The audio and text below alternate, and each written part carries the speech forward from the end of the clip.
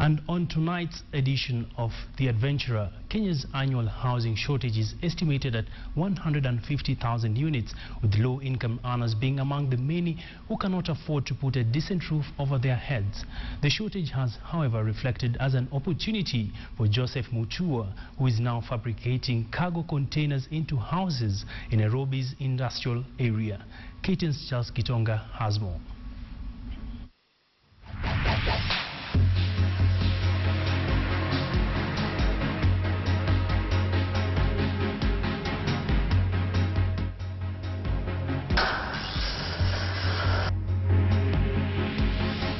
When you want to construct a house, you think of timber, iron sheets, brick and mortar, but probably not this, a cargo container.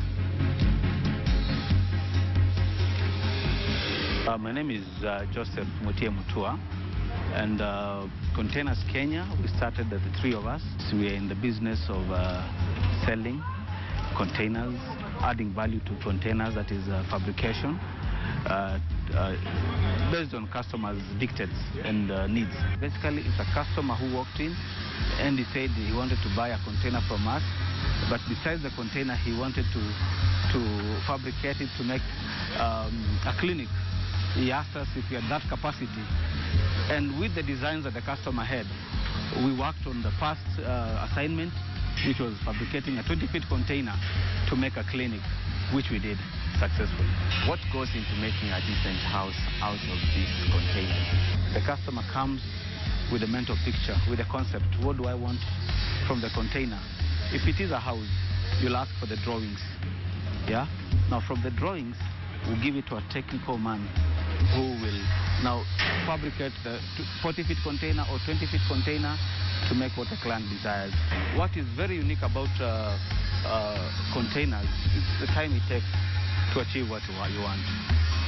Normal work will take us from 14 to 21 days. We have delivered. The cost compared to building, the costs are far much less. I would say, what would with a container to fabricate to make a 3-bedroom house, it will cost you in the region of 1.5 million. A 1-bedroom house that will be made comfortably from a 1 by 40-foot container, that will cost you 750,000. This is a 40-feet container.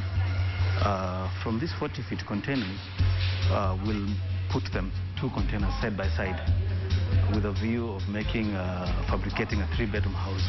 We'll cut the middle part. This is about 15 feet, yeah, and put them side by side. What you'll be walking through will be the living room. What you're seeing in my extreme right is one of the sitting rooms. The other sitting room will be there at the other end of the container. And the other end of the container will have another bedroom. That makes them 3 bedrooms. What you're seeing in my left here, this is where the washroom will be. You understand? From this end, we'll make a kitchenette area here at the back.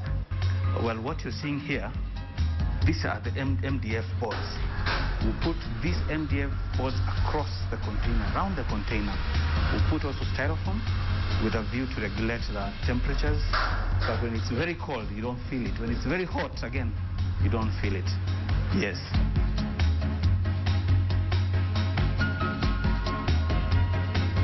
When we started this business, fabrication was never part of our costs, because fabrication is the need of the customer.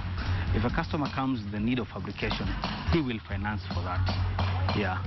So our initial finances to start a container was about 200,000.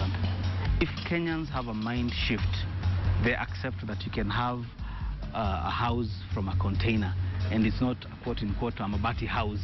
Yeah, because we associate Mabati house with low-class people or a measure of poverty. If people appreciate that you can have a decent house from containers, I believe we'll be able to do a lot of business.